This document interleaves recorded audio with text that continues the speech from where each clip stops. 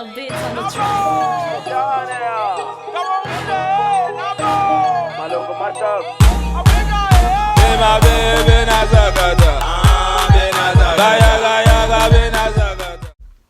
Salut à tous, bienvenue au nouveau et sincèrement merci aux anciens d'être fidèles.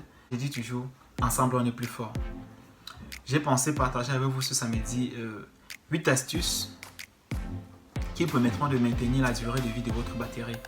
Ça sont des astuces tirées de ma propre expérience. Un téléphone que j'ai depuis 3 ans et la batterie, je vais vous mettre ça, c'est à 84%.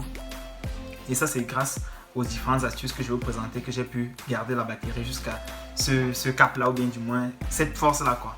Donc suivez jusqu'à la fin de cette vidéo pour pouvoir apprendre davantage. Et j'allais oublier un truc, allez jusqu'à la fin de cette vidéo parce que j'ai dit 8 astuces mais à la fin il y a un bonus et voilà.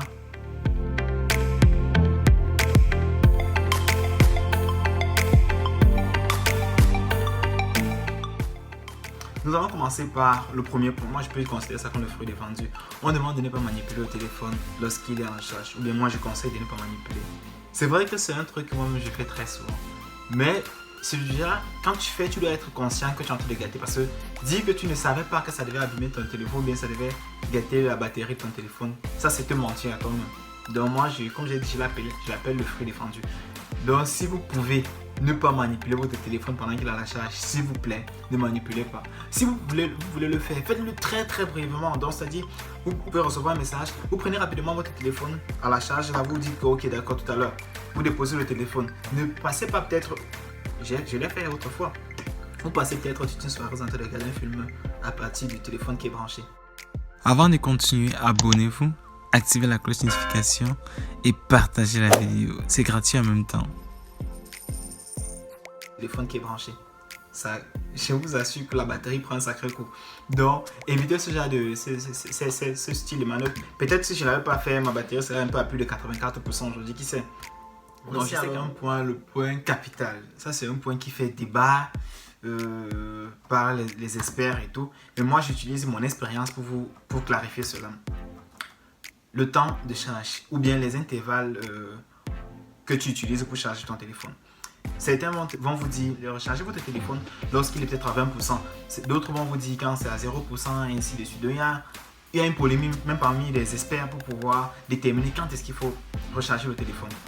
Moi, de ma propre expérience, je me suis rendu compte que j'ai besoin de charger mon téléphone à 1%, si je peux dire ça comme ça. Donc je vais descendre avec le téléphone, ça se trouve à 1% avant que je vais le charger. J'ai utilisé mon téléphone depuis 3 ans et la batterie est encore à je crois 84% et ça dure vraiment. Ce que j'ai fait, j'ai utilisé la batterie entièrement, donc je n'ai pas chargé la batterie. Donc si ça vient avec 20%, 30%, 40%, quand j'ai acheté c'est neuf, j'utilise toute cette batterie là sans toutefois l'avoir chargée. Donc je ne charge pas encore ma batterie, je finis tout ce qui est j'ai acheté avec. Quand la batterie s'éteint, je prends ça, je mets en charge. Je fais l'effort de ne pas laisser dormir parce que je dois me rassurer que lorsque c'est plein, je dois le débrancher. Je fais ça, je retire mon téléphone. Cette nouvelle charge là que j'ai faite pleine, c'est ça que j'utilise maintenant.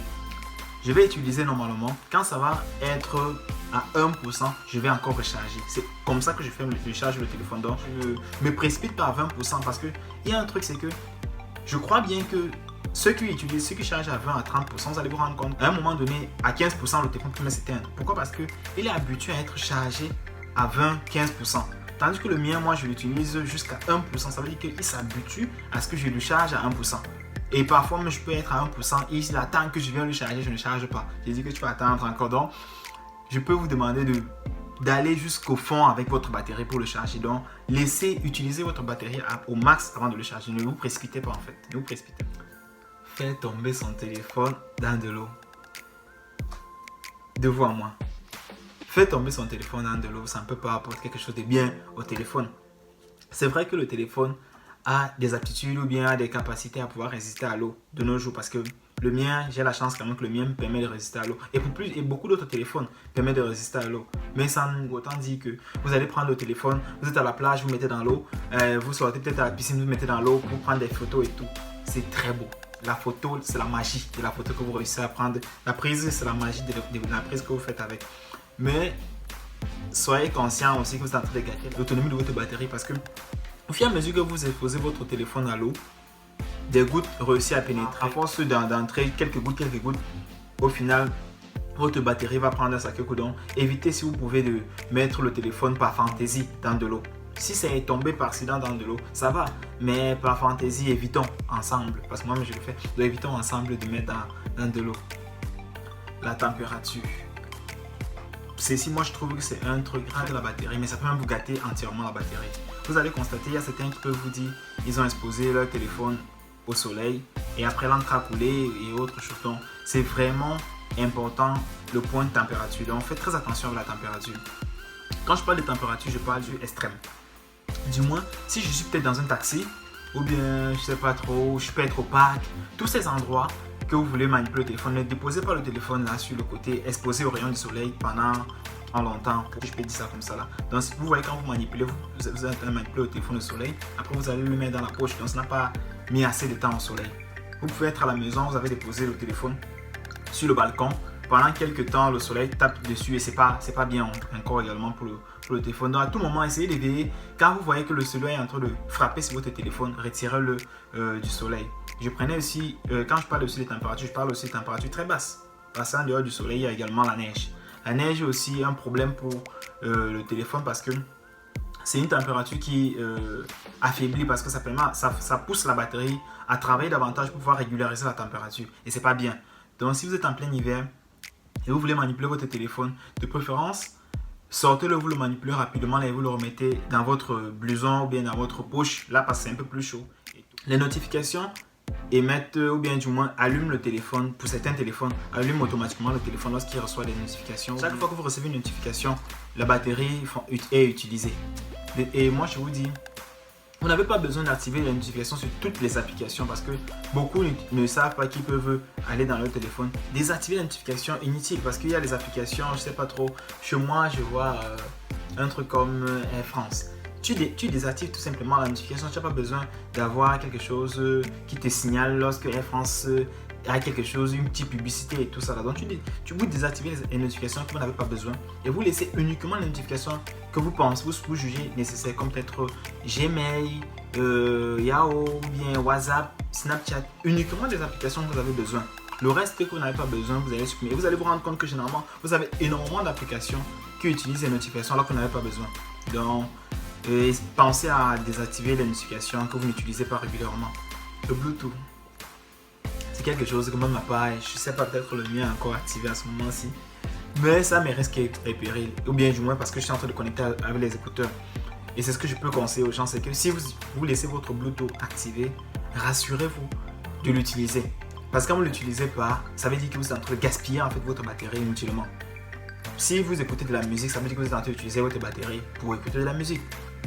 Quand moi j'utilise avec mes écouteurs, je n'ai pas mal. Parce que je sais que je suis en train d'utiliser pour mes écouteurs. Donc, laissez votre Bluetooth activé. Ça utilise votre batterie inutilement. Parce que chaque fois que votre Bluetooth reste allumé, ça utilise la batterie. Ça, vous devez le savoir. Donc, si vous n'avez pas besoin d'utiliser votre Bluetooth, gardez le temps de veille ou la durée de veille du téléphone. Quand votre téléphone reste longtemps allumé ou bien longtemps éclairé, ça utilise la batterie de votre téléphone. Vous programmez automatiquement la veille du téléphone. Ça peut être peut-être, les gens mettent parfois 2 minutes. Mais moi je dis ça c'est utiliser la batterie inutilement. Vous pouvez mettre 30 secondes parce que moi je mets 30 secondes. Pourquoi? Parce que quand je finis de manipuler le téléphone, s'il y avait moyen d'aller jusqu'à 15 secondes, j'allais le mettre. Pourquoi? Parce que quand je manipule le téléphone, à partir du moment où je dépose le téléphone, ça doit aller en veille le plus tôt possible. Pour moi, ça serait l'idéal.